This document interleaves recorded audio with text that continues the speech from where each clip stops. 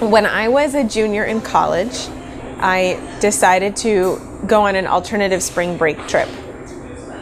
And the program took us to El Salvador.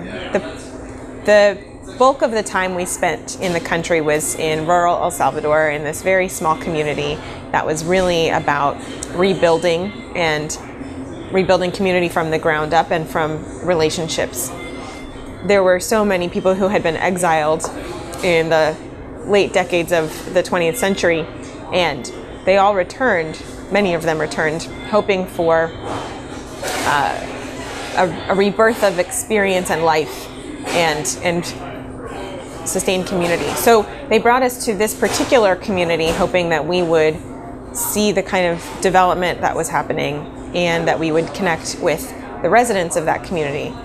So inherently, the trip, the context was around connecting and learning through these relationships.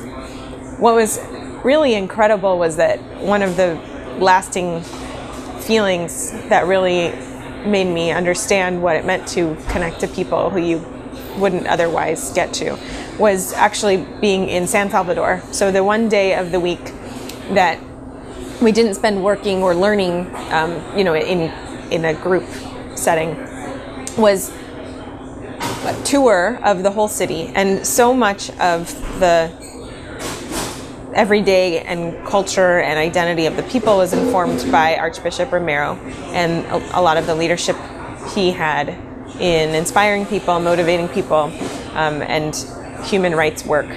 So it just happened, I'm sure it was not a coincidence, that we were there on an anniversary either of his birth or death.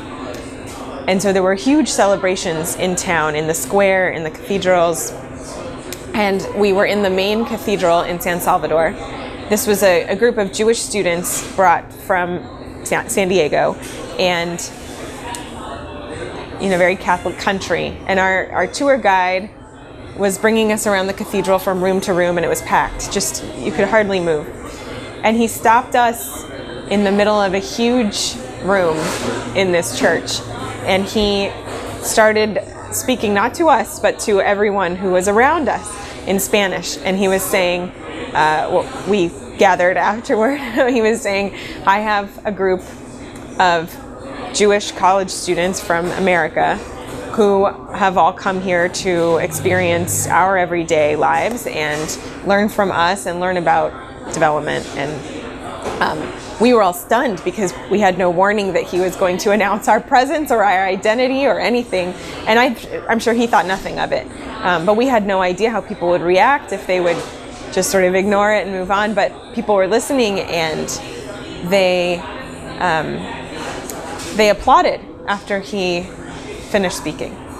And we were all so moved because, I think we were sort of all at the same time thinking that wouldn't happen in America. and we were thinking that it was so open-minded of people to not necessarily even know what it meant that we were Jewish people, but certainly that they knew what Americans were, and that they were welcoming, that they appreciated our effort, that we connected in that moment despite not exchanging words one-on-one necessarily, but that they left an impression on us for now it's been over a decade, and hopefully I like to think that our presence alone left an impression on them, that we wanted to learn from them and not just visit.